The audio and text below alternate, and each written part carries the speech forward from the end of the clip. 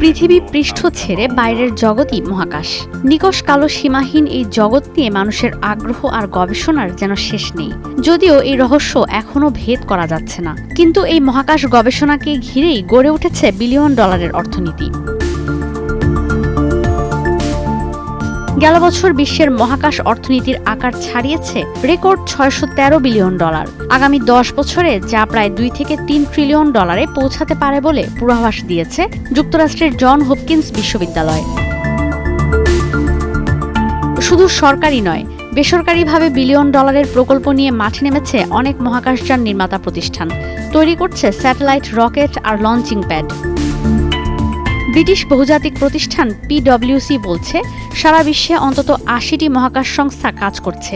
এর মধ্যে মহাকাশযান উৎক্ষেপণ সক্ষমতা রয়েছে মাত্র 16টির। যুক্তরাষ্ট্রের নাসা, ইউরোপের ইসা, চীনের ন্যাশনাল স্পেস অ্যাডমিনিস্ট্রেশন, রাশিয়ার রসকসমস বহুল আলোচিত। নাসা, ইসা আর CNC এর বার্ষিক বাজেট যৌথভাবে $50 বিলিয়ন। শুধু সরকারি নয়, মহাকাশ গবেষণা এমনকি মহাকাশযান নির্মাণে কাজ করছে বেসরকারি অনেক প্রতিষ্ঠানও।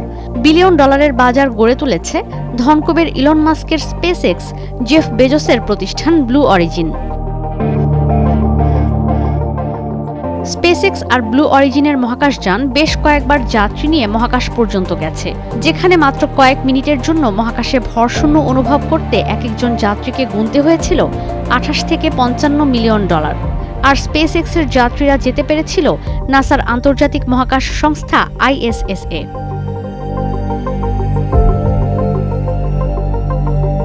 ঈশিতা ব্রহ্ম, স্টার নিউজ।